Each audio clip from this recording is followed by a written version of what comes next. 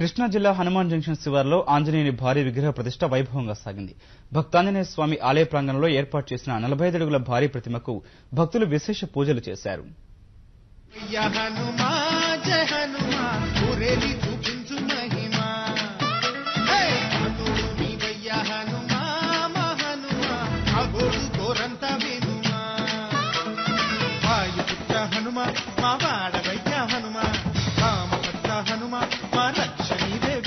కృష్ణా జిల్లా హనుమాన్ జంక్షన్ శివారులో 1950లో భక్తాంజనేయ స్వామి ఆలయం నిర్మించారు. ఈ గుడి ఉన్న ప్రాంతం భౌగోళికంగా పశ్చిమ గోదావరి జిల్లా పెదపాడు మండలం ఏపూరులో ఉంది. ఈ ఆలయం ఎదురుగా 2 ఏళ్ల క్రితం రైల్వేపై వంతెన నిర్మాణం చేపట్టారు. అప్పటి నుంచి హనుమాన్ ఆలయం క్రమంగా వైభవం కోల్పోతుంది.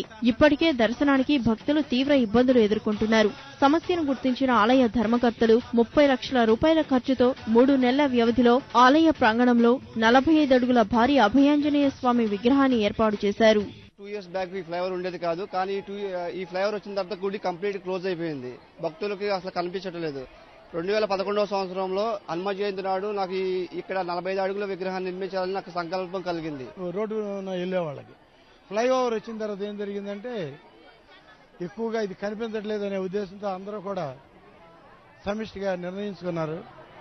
దాని మీద భక్తుల సహకారంతో మేము నిర్మించడం జరిగింది. పెదముత్తేవి సీతారామ గురుదేవులు విగ్రహ ప్రతిష్ఠ కార్యక్రమాన్ని నిర్వహించారు. శ్రీ కార్యసిద్ధి వినాయక స్వామి శిలా ప్రతిమను కూడా ప్రతిష్ఠించారు. ఈ ఆలయంలో 4 రోజులుగా వివిధ పూజలు, హోమాలు నిర్వహించారు. స్వామివారికి శాంతి కళ్యాణం ఘనంగా జరిపించారు.